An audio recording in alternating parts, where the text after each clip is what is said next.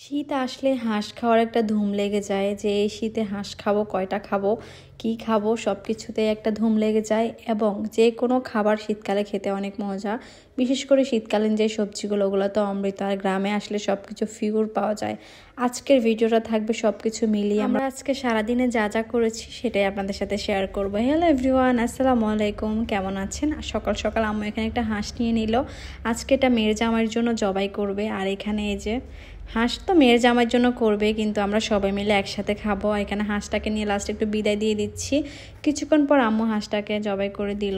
এর যত সুন্দর সুন্দর পশম পেখম সব কিছু উঠাই ফেলবো গরম পানি দিয়ে। আর ছোট ছোট অনেকগুলো ছিল, ওগুলো আস্তে আস্তে উঠাচ্ছিলাম। অনেক ক্লিন করে একদম পরিষ্কার করে ফেলতে হবে। তো পরে হচ্ছে গ্রামের একটা প্রবাদ শুনতেছিলাম যখন আমরা এই কাজটা করতেছি, যে কথা বলিও না, কথা বললে এটা আরও বেড়ে যাবে।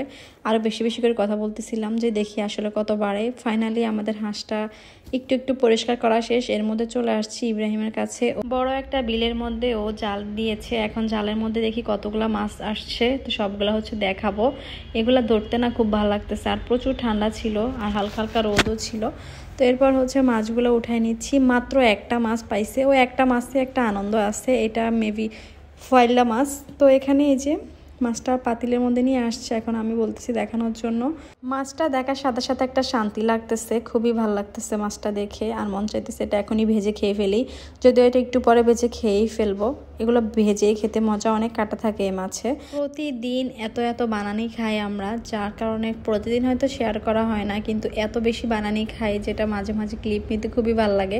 এই যে এখানে আমরা আজকে বানাবো, এই যে ছিল দুপুরবেলা। এখানে আমের আচার দিয়েছি, তেঁতুল দিয়েছি, মূলো দিয়েছি, আর হচ্ছে লাউয়ের ডগা দিয়েছি, তারপর চালতা, সাথে হচ্ছে পেঁপে। এগুলো সব কিছু দিয়ে আজকে না ভর্তাই বানাইছি। এত মজা হয়েছে, সবাই একদম কাড়াকাড়ি করে খাইছে, এত টেস্টি। আর এটা প্রতিদিন দুপুরবেলা এক বোল এভাবে বানাই আমরা সবাই মিলে, এভাবে হাতাহাতি করে খাই। এরপর হচ্ছে লাস্টে আবার হাঁসটাকে আর একটু ক্লিন করে নিচ্ছি। তারপর তাজা হাঁস রান্না হবে। আজকে জবাই দিয়ে, আজকে ক্লিন করে, আজকে রান্না করে মেয়ের জামাইকে খাওয়াবে।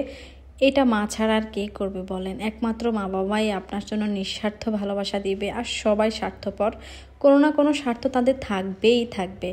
এরপর হচ্ছে হাঁসটা রান্নাও হয়ে গিয়েছে, যার কারণে আমি আর ক্লিপ নিতে পারিনি।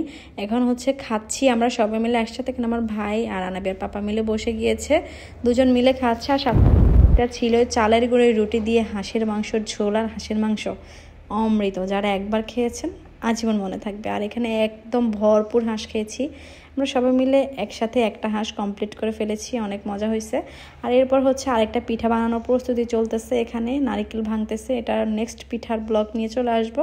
আজকের ভিডিওটা এই পর্যন্ত, সবাই ভালো থাকবে, নেক্সট ভিডিওতে দেখা হচ্ছে। আল্লাহ হাফিজ।